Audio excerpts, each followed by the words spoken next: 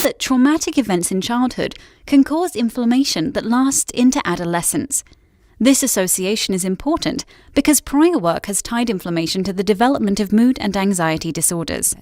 The connection between childhood trauma and perfectionism happens when your parents set high expectations and demand everything to be just perfect.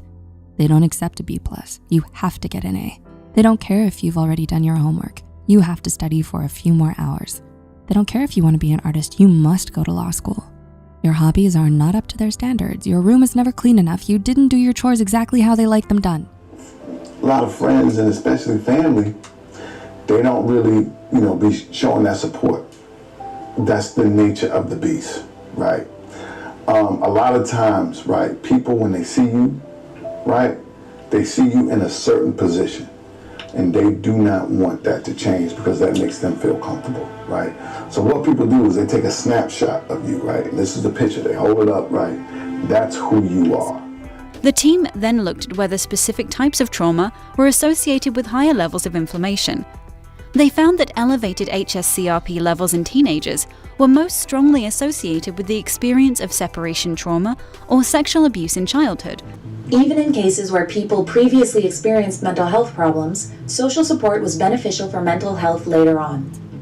Maybe you feel like you can't make decisions for yourself, or like you're not capable of handling adult stresses, like going to work, paying the bills, handling chores, and so on. This can make you feel so overwhelmed that you may turn to your inner child for help.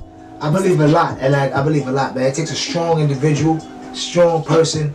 So that fuck that. I'm gonna do shit myself. I don't give a fuck if you give me this, I don't give you that. I don't give a fuck if you get it takes a strong person. It takes belief in yourself. You either die a hero or you live long enough to see yourself become the villain.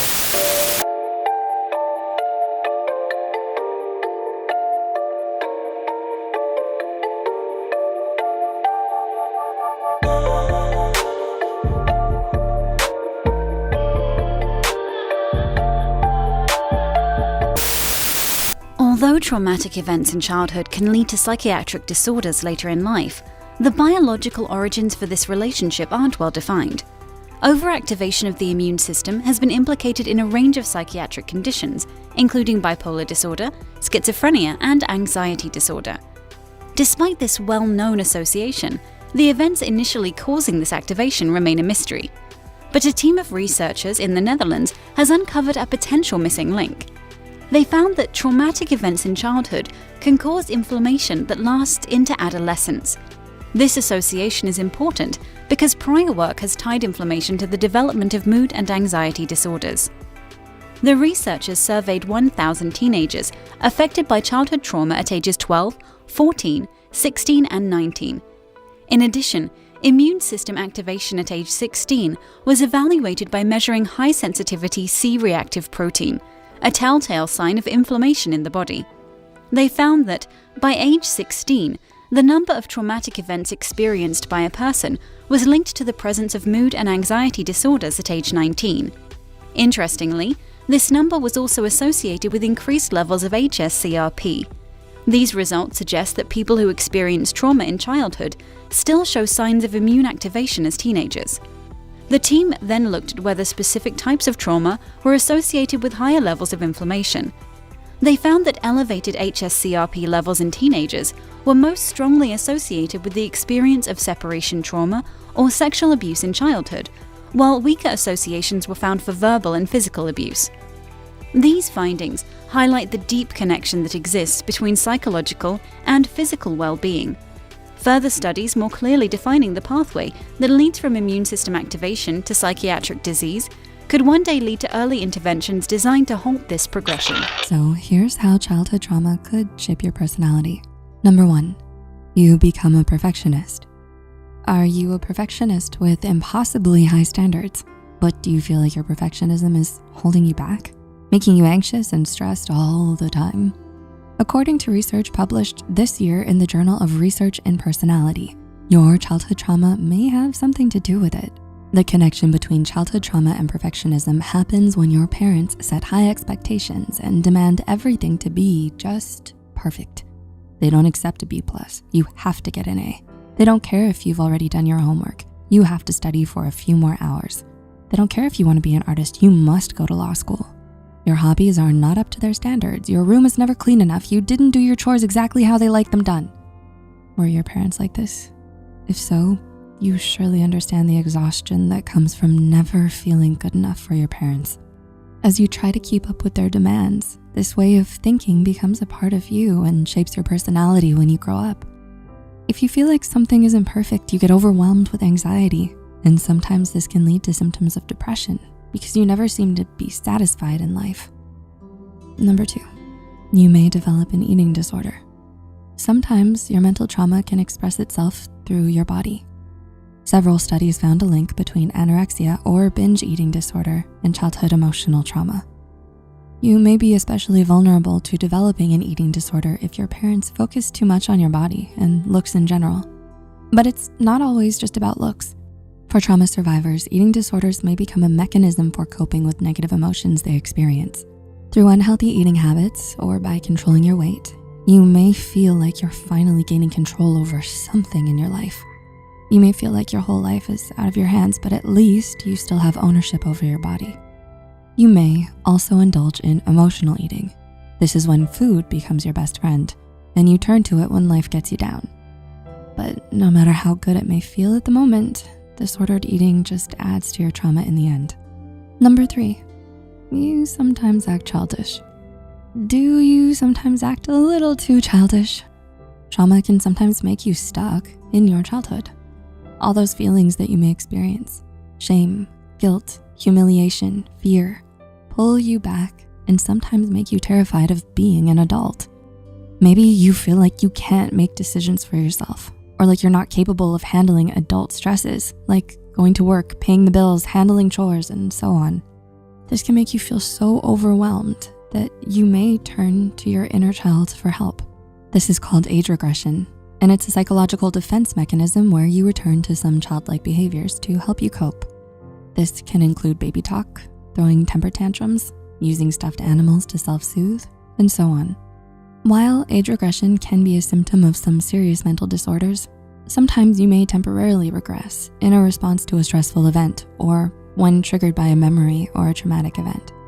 It can be difficult to cope with because people may see you as childish and immature, but it's important to remember that you're still capable of living your life to the fullest. Number 4, you develop an insecure attachment. Finally, we can't talk about the effects of childhood trauma if we don't mention the attachment theory. According to the attachment theory, when you were a child, your way of thinking was shaped depending on how your parents treated you. If your parents were loving and caring, you learned that you can trust people to be there for you. You learned that you are someone deserving of love. And this is called a secure attachment. But if your parents ignored you, neglected you, what if they didn't respond to your crying and pleas for help? Then you may have developed an insecure attachment. That means that now you have feelings of low self-worth. You think other people are not trustworthy, or you have a strong fear of people rejecting you. There are 3 types of insecure attachment, and each one describes how today you may feel towards yourself and others. The first is anxious or preoccupied. If your attachment style is anxious, you might have low self-worth.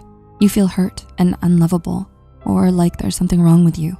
But at the same time, you crave love and attention. You're strongly afraid of being abandoned, and you'd do anything to get approval from someone who means a lot to you. Next is avoidant or dismissive. People don't always have a bad self-image, even if they survived childhood trauma. If your attachment style is avoidant, you may see yourself as strong and independent, but you can't say the same for other people. Because your parents treated you so poorly, you may have decided that people are just bad in general. So now you don't want to be around anyone. You feel like you don't need friends or a relationship. You don't want to share your feelings or be intimate with anyone. And lastly, there's disorganized or fearful avoidant. Most people with this attachment style had parents who were hot and cold. One moment, everything was fine. The next, they're showered with insults or they're being yelled at. Did something similar happen to you? If so, now you're not sure how to react and how to behave. Maybe you do want to be close to others, but you're afraid at the same time. What if they start mistreating you out of the blue? With this attachment style, your self-image may also be unstable as well.